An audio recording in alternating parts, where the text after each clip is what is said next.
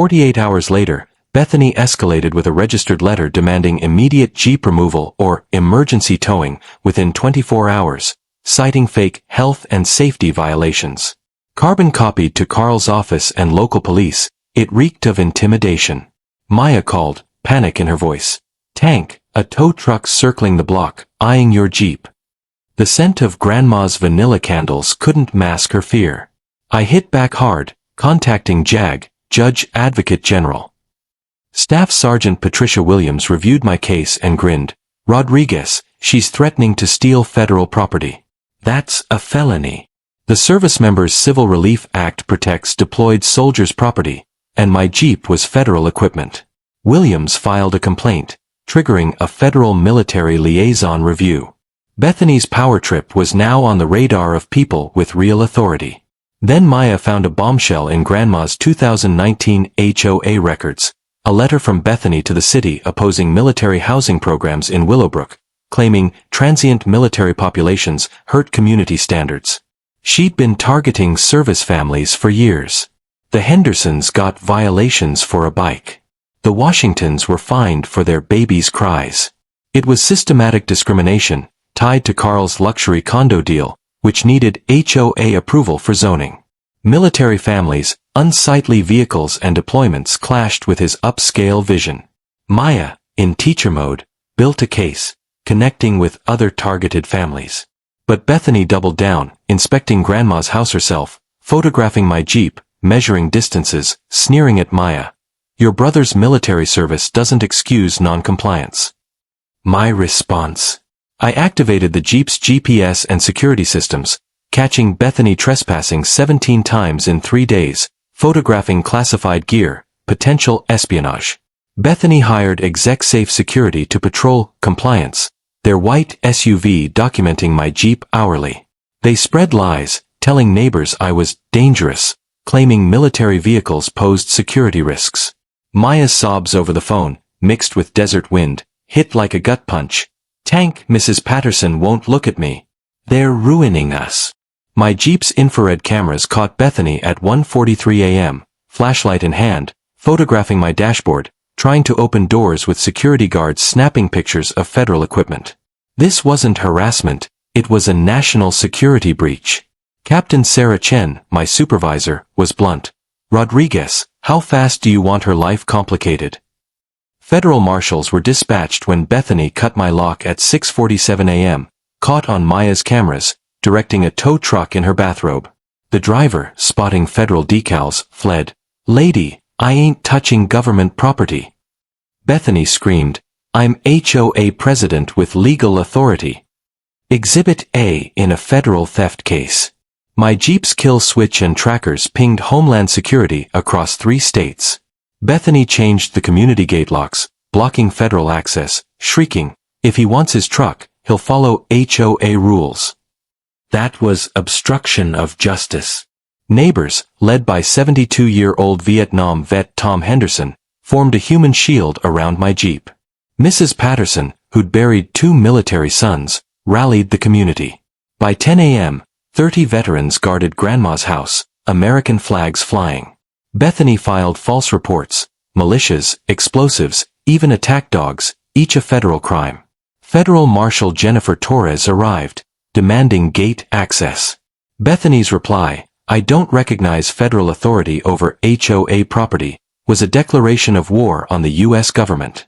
Back stateside, Maya showed me HOA records revealing $184,000 embezzled to Carl's company and a contract to sell 47 Willowbrook properties, including Grandma's, for condos. They'd targeted military families and the elderly to force sales. Worse, violation notices sent to Grandma in hospice, fake maintenance fines, spiked her blood pressure. Maya whispered, Tank, I think they killed her. Grandma's pleas to save our home weren't delirium, they were warnings. Maya, now a warrior, built a RICO case. Fraud, conspiracy, elder abuse. Federal prosecutors called it organized suburban crime. In Grandma's living room, Maya coordinated with Captain Chen, prosecutors, and neighbors. Tom Henderson's vet network, Mrs. Patterson's photos, and Maya's teacher union media skills fueled a recall election. Maya gathered signatures from 67% of residents, ousting Bethany's board. Media went viral, exposing HOA corruption nationwide. Bethany's desperation peaked when she burned financial records in our backyard at 3:17 a.m., caught on infrared. Maya's car was vandalized, military scum spray-painted across it. Carl pressured police to ignore complaints, caught on tape. Bethany tried bribing Maya with $50,000, then federal agents, each attempt recorded. Her PR firm, Morrison & Associates, smeared military families as crime risks, triggering federal hate crime probes. The final reckoning came at a packed community center, federal agents and cameras everywhere. Maya, now a national advocate, spoke, "They waged war on military families with fake rules and stolen funds." I added, "Bethany compromised $347,000 in surveillance equipment, endangering national security." Her face drained as handcuffs clicked. She got 8 years, $647,000 in restitution. Carl got 6 years, banned from office. Their empire collapsed, paying $2.3 million to victims. Maya's new HOA bylaws protect military families, and the Rodriguez Foundation fights HOA abuse nationwide. Grandma's house is now Advocacy HQ, and the Tank Rodriguez Act ensures federal oversight. Willowbrook's property values rose 31%, and military families flock here. Maya married a Navy vet, I married our prosecutor, and our scholarship fund sent 23 kids to college. Justice tastes like Grandma's tortillas, served the right way. At 6:47 a.m. on a Tuesday, a power-hungry HOA president made a $2.3 million mistake that sent her to federal prison for 8 years. It all began with the sharp clang of bolt cutters slicing through my security chain, shattering the quiet of a perfect suburban morning. That sound marked the moment Bethany Kensington Wright went from HOA dictator to federal felon in seconds. While I was deployed overseas, dismantling drug cartels, this suburban tyrant decided my unsightly Jeep had to go. What she didn't know.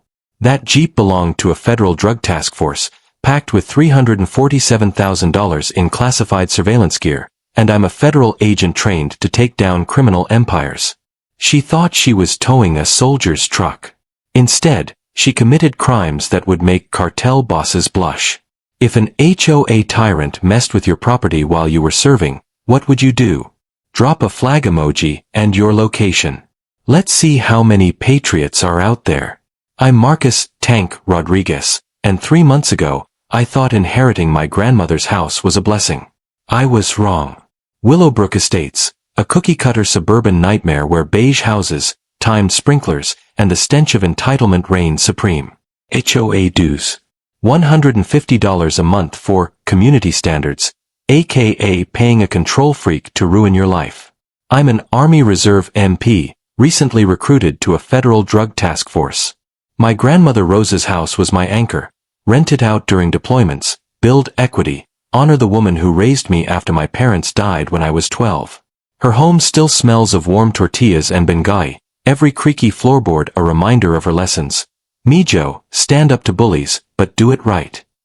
Enter Bethany Kensington Wright, a 52-year-old real estate agent with a white Lexus and a ruler for measuring grass. 7 years as HOA president had made her a suburban warlord. Her husband, Carl, a city councilman, gave her untouchable vibes. This woman fined people for Christmas lights in January. 2 weeks into my deployment, an email hit. Violation notice, unauthorized commercial vehicle storage.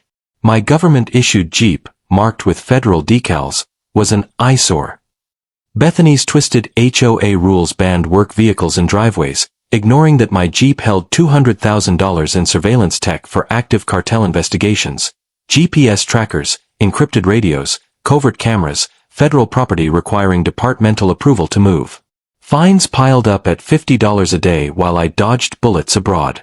My sister, Maya, a kind-hearted middle school teacher, tried reasoning with Bethany, showing my deployment orders and offering to tarp the Jeep. Rules are rules, Bethany sneered, treating Maya like dirt. If your brother can't follow standards, maybe this neighborhood isn't for your family.